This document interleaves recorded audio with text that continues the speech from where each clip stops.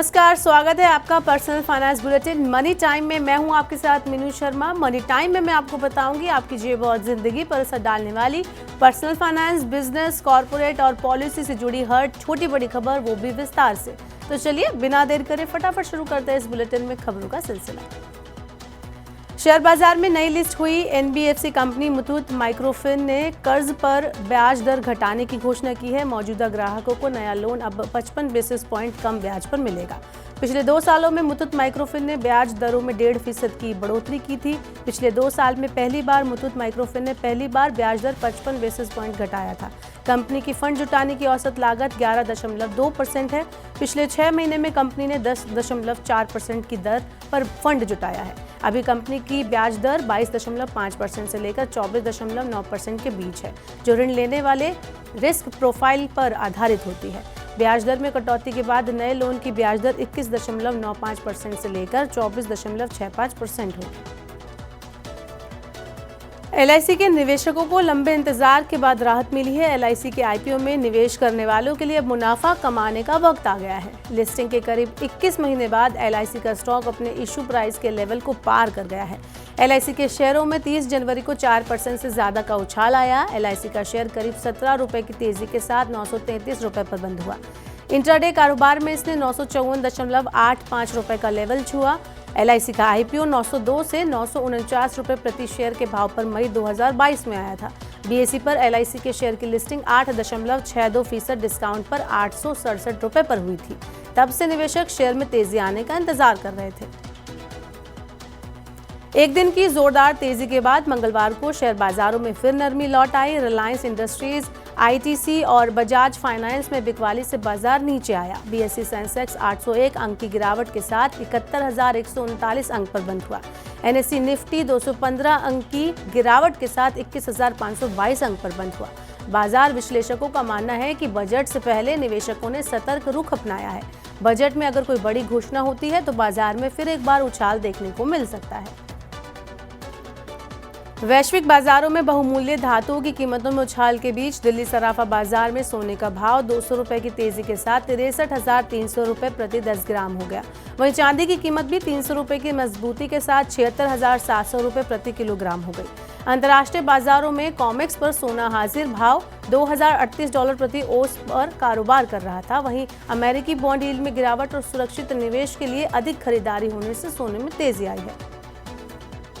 प्रमुख auto company Toyota Kirloskar motor ने भारतीय बाजार में इनोवा क्रिस्टा, फॉर्च्यूनर्स और हाइलक्स की बिक्री को रोक दिया है। डीजल इंजन के परीक्षण में गड़बड़ी पाए जाने के बाद कंपनी ने 3 मॉडल की बिक्री अस्थायी तौर पर रोकने का फैसला लिया है। हालांकि कंपनी ने कहा है कि वह तीनों मॉडलों के लिए नए ऑर्डर लेना जारी रखेगी।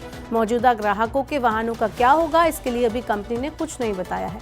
कंपनी ने एक बयान में कहा कि मौजूदा ग्राहकों के वाहन इन गड़बड़ियों से अप्रभावित हैं, क्योंकि हॉर्स पावर, टॉर्क और इंजन संबंधित अन्य पहलुओं में कोई बदलाव नहीं हुआ है। इससे सड़कों पर चल रहे वाहनों में उत्सर्जन या सुरक्षा से कोई समझौता नहीं हुआ है। बजट के बाद आम जनता पर महंगाई की मार पड़ सकती है। आलू, प्याज और टमाटर जैसी प्रमुख सब्जियों के दाम फिर से बढ़ने लगे हैं। पिछले कुछ हफ्तों में प्रमुख सब्जियों के दाम में 50% तक की बढ़ोतरी दर्ज की गई है। उपभोक्ता मामलों के विभाग द्वारा जारी आंकड़ों के अनुसार आलू की खुदरा कीमत सालाना आधार पर 33% बढ़ चुकी है। अभी आलू 20 रुपए किलो की दर से बिक रहा है। प्याज की खुदरा कीमत में 20% और टमाटर की खुदरा कीमत में 50% की बढ़ोतरी हुई है। प्याज और टमाटर वर्तमान में 30 रुपए किलो की दर से बिक रहे हैं। अगले कुछ हफ्तों में टमाटर और आलू जैसी सब्जियों की कीमतों में और इजाफा देखने को मिल सकता है। टमाटर, आलू और प्याज का खाद्य महंगाई दर में 1% हिस्सा है। ऐसे में अगर इन सब्जियों के दाम बढ़ते हैं तो इसका सीधा असर खाद्य महंगाई पर दिखेगा।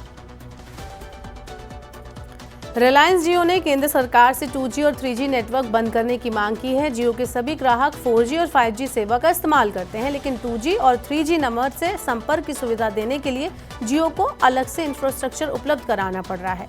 इस वजह से कंपनी का खर्च बढ़ रहा है। इस खर्च को कम करने के लिए जियो ने 2G और 3G सेवा को बंद करने की मांग की है। जियो का मानना है कि इस पहल से नेटवर्क संबंधी बेकार लागत में कटौती होगी, साथ ही 5G इकोसिस्टम को बढ़ावा मिलेगा। वहीं रिलायंस जियो की इस मांग का वोडाफोन आइडिया ने भी समर्थन किया है। देश के करीब 75 करोड़ मोबाइल यूजर्स का डाटा चोरी हो गया है। साइबर सुरक्षा कंपनी क्लाउडसेक ने दावा किया है कि डार्क वेब पर 75 करोड़ भारतीय मोबाइल यूजर्स की जानकारी बेची जा रही है। इस खबर के बाद दूरसंचार विभाग ने सभी टेलीकॉम कंपनियों को अपने सिस्टम का सुरक्षा ऑडिटर कराने का निर्देश दिया है। बिक्री के लिए उपलब्ध आंकड़ों के लीक होने से व्यक्तियों और कंपनियों दोनों के लिए जोखिम है। डार्क वेब पर भारतीय यूजर्स का पूरा डाटा $3000 में बिक रहा है। दुनिया भर के बदनाम बाजारों की लिस्ट में भारत के बाजार भी शामिल हैं। अमेरिकी व्यापार प्रतिनिधियों ने मंगलवार को बदनाम बाजारों की लिस्ट जारी की। इस लिस्ट में भारत के 3 ऑनलाइन और 3 ऑफलाइन बाजार शामिल हैं। ऑफलाइन बाजारों में नई दिल्ली का करोल बाग, मुंबई का हीरा पन्ना और बेंगलुरु में सदर पटरप्पा रोड मार्केट शामिल है। वहीं ऑनलाइन बाजारों में इंडिया मार्ट, वेगा मूवीज और WHNCS मार्ट्स शामिल हैं। ये सभी ऐसे बाजार हैं जो बड़े पैमाने पर ट्रेडमार्क जालसाजी या कॉपीराइट चोरी में शामिल हैं और इन्हें बढ़ावा देते हैं। नकली और जालसाजी वाली वस्तुओं का कारोबार श्रमिकों, उपभोक्ता और छोटे व्यवसायों को नुकसान पहुंचाता है। ब्लैकस्टोन के निवेश वाली आधार हाउसिंग फाइनेंस एक बार फिर सेबी के पास IPO डॉक्यूमेंट्स जमा कराने की तैयारी में है। कंपनी IPO से 5500 करोड़ रुपए तक जुटा सकती है।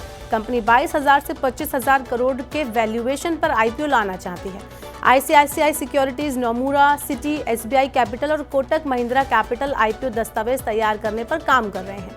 इससे पहले आधार हाउसिंग फाइनेंस ने जनवरी 2021 में दस्तावेज जमा किए थे। उसे मई 2022 में सेबी से मंजूरी भी मिल गई थी, लेकिन तब बाजार में तेज उठापटक के बीच कंपनी IPO लेकर नहीं आई थी और उसकी वैधता अवधि समाप्त हो गई थी। इसलिए अब कंपनी ने फिर से मंजूरी के लिए सेबी के पास दस्तावेज जमा कराने की तैयारी शुरू कर दी है।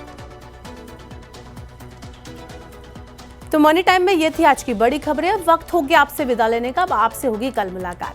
पर्सनल फाइनेंस से जुड़ी खबरों को पढ़ने, सुनने, उनसे जुड़े खास कार्यक्रमों को देखने के लिए मनी 9 के सुपर ऐप को आप जरूर डाउनलोड कर लें।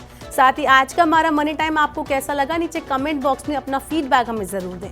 फिलहाल के लिए इस बुलेटिन में इतना ही। बने रहिए मनी 9 के साथ। नमस्कार, शुभ रात्रि।